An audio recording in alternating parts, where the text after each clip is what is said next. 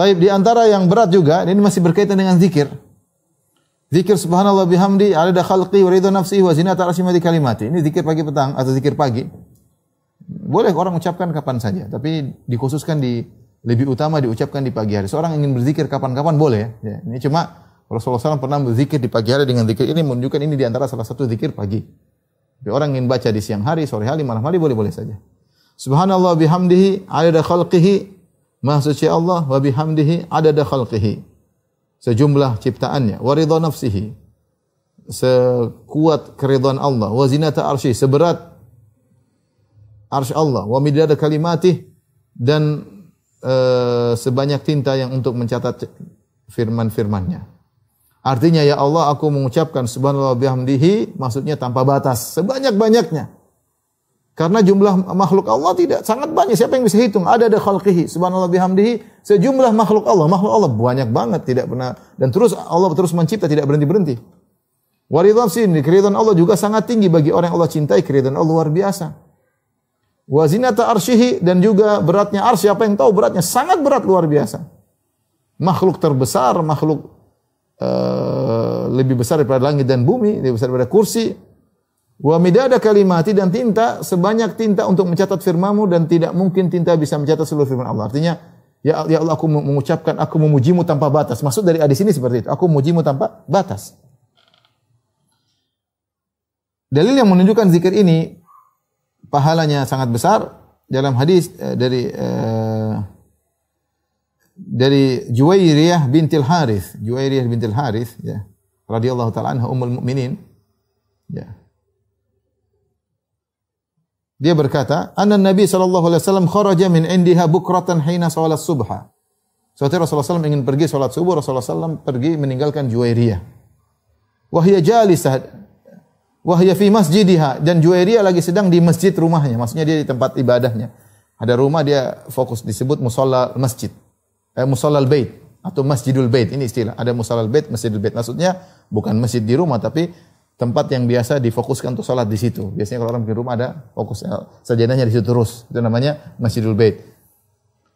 Jadi Juwairiyah ketika Nabi pergi, dia sedang berzikir.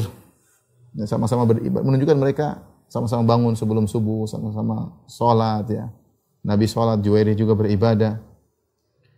Tsumma raja'a ba'da an adha. Rasulullah tidak balik dari masjid kecuali sudah waktu duha. Dan kebiasaan Nabi sallallahu alaihi wasallam habis salat subuh, Rasulullah SAW berzikir di tempatnya sampai matahari terbit, sampai waktu duha. Wahia jalisah, ketika Nabi dia masih balik, dia masih duduk di rumah masih berzikir. Faqala, Nabi SAW berkata, "Ma zilti alal halil lati faraqtuki 'alaiha." Kau masih saja berzikir dengan kondisi yang ketika aku tinggalkan kau masih begitu saja, masih berzikir. Qalat na'am, kata Juwairiyah, ya Rasulullah, saya masih berdoa, berzikir. Faqala Nabi sallallahu alaihi wasallam berkata, laqad qultu ba'daki arba'a kalimat. Sungguh aku telah mengucapkan empat perkataan yang ketika aku meninggalkan engkau. Salasa marat, aku ucapkan 3 kali. La wuzinat bima qulti mundul yaum la wazinathunna. Kalau dibandingkan dengan apa yang kau ucapkan dari subuh sampai duha tadi, zikir yang lain, ya, maka menyeimbanginya. Diucapkan 3 kali. Ya. Subhanallah wa bihamdihi adada khalqihi wa ridha nafsihi wa zinata arsyihi wa midada kalimati. Maka seorang jangan lupa dia baca 3 kali ketika subuh. Ketika waktu subuh, ya. Entah ketika dia mau, yang penting sudah azan subuh dia baca itu, ya. Atau setelah salat subuh atau setelah azan subuh, terserah. Yang penting subhanallah, ya. Karena zikir pagi petang boleh dimulai sejak azan subuh. Sudah masuk subuh kita boleh zikir pagi petang. Zikir pagi maksudnya. Jadi kita baca subhanallah bihamdi adada khalqi wa ridha nafsihi wa zinata arsyihi kalimati, subhanallah bihamdi adada khalqi wa ridha nafsihi wa zinata arsyihi kalimati, subhanallah bihamdi adada khalqi wa ridha nafsihi wa zinata arsyihi wa kalimati. Baca 3 kali. Ini paling baik dibaca waktu pagi, jadikanlah itu zikir pagi rutin, tapi mau dibaca kapan-kapan saja boleh, tidak harus pagi hari. Siapa yang mau baca zikir ini? Tadi saya bilang zikir pahalanya besar, tapi tidak semua orang mendapatkan taufik untuk berzikir. Ya, kita lihat yang berat-berat banyak yang zikir. Kemudian juga dalam hadis di antara